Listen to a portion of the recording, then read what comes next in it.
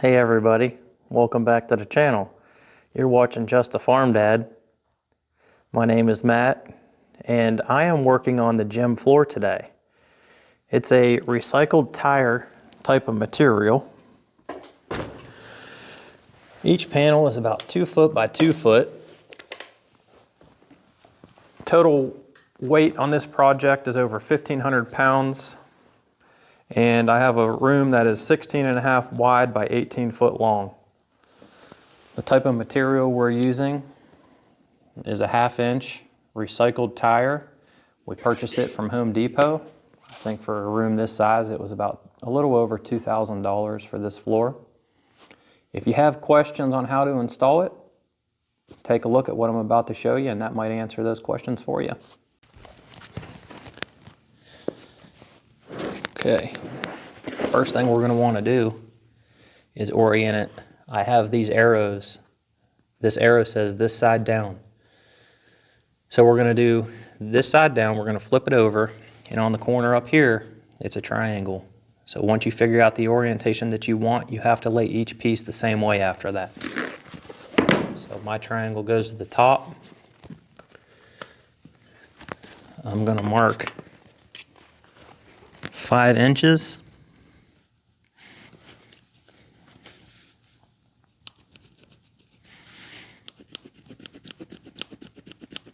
A little hard to write on the rubber with a pencil.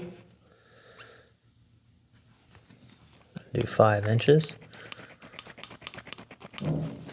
And then we'll connect that line with this line. You don't have to retrace it. All you have to do is grab your razor knife and start making your incision. Be careful of those fingers. You have to press down very hard to get through this. This is a metal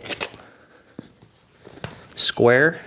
Once you have your score mark, I like to put this piece of rubber up underneath to bend that, and it opens up this crack. Once you get that crack formed, put your knees on it, and then you can use 2 hands and cut it with much more pressure. Just slowly keep going. Okay, I penetrated it all the way through there.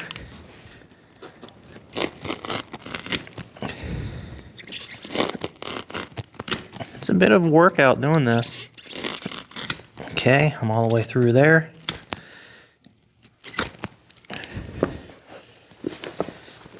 Next thing we need to do is this direction.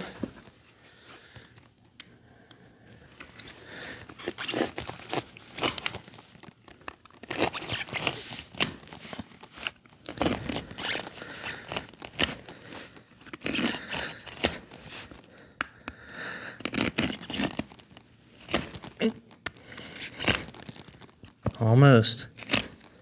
Okay, we're all the way through there. Put our guard on the knife, we'll take this piece over.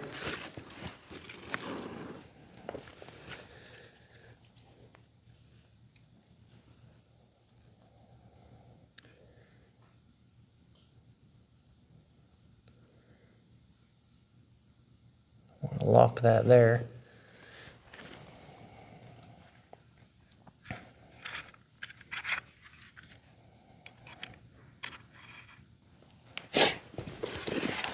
Okay, we'll get this piece out of the way.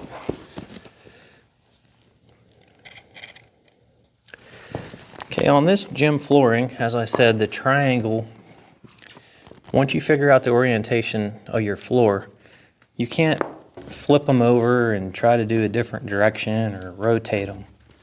Once you figure out the way you're going to do it, in my case, I did the triangular piece on the top left-hand side and backed out of the room. That's the way you have to keep it. So you get your pieces down in there. And when you're going to do this section, it helps to bend the corner in and push it down underneath the other piece. Then when you come to the next section, it helps to lift this piece up and then push it down. If you try to just go like this and push it down in there, these little tips right here start tearing. And they'll fold down and it'll leave you with a floor that has these gaps everywhere this comes together. The best way to do it is to fold it down so that it doesn't catch that other piece, and then wiggle it around so that those rubberized pieces can loosen themselves off of one another. Come back, lift that bottom piece up, put it down together, come to this piece, push it down, and wiggle it.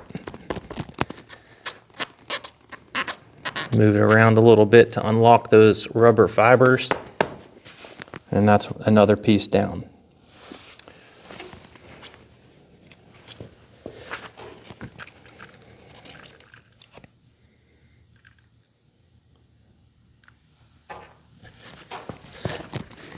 Okay, we're going to do another one here. Come over, we're going to mark 5 inches. It's kind of hard to write on this rubber. Flip this over. Make sure we're square. Come over to 5, which is it's 5 from the outside, but a 3. I don't know if you can see that on the camera, but it's actually a 3 if you're measuring from the inside. Then we take our straight edge. These panels are 2 foot by 2 foot. Be very careful with this razor knife. You have to apply a lot of pressure to get through this rubber.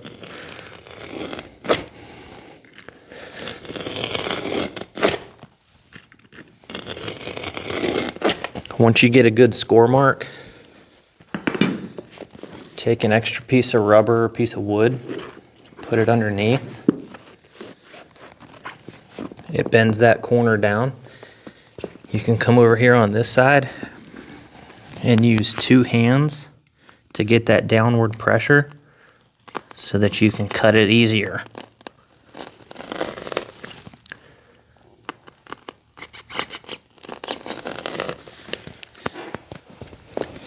I need to move that over a little bit more. There we are.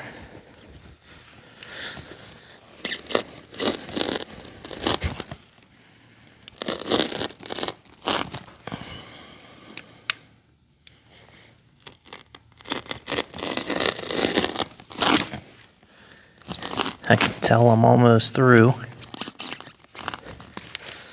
I'm going to slide it down. This side down here, I was hanging off of the edge. It's making it a little bit harder for that blade to cut.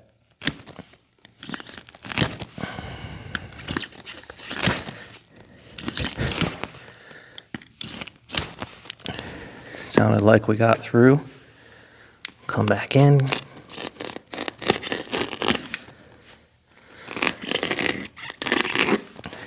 Okay, I'm through there.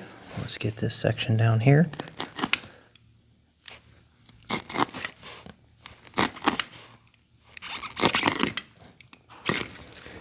All right.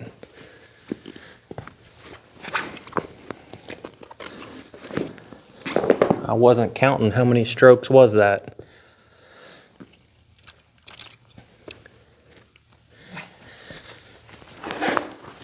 Same thing with the last one.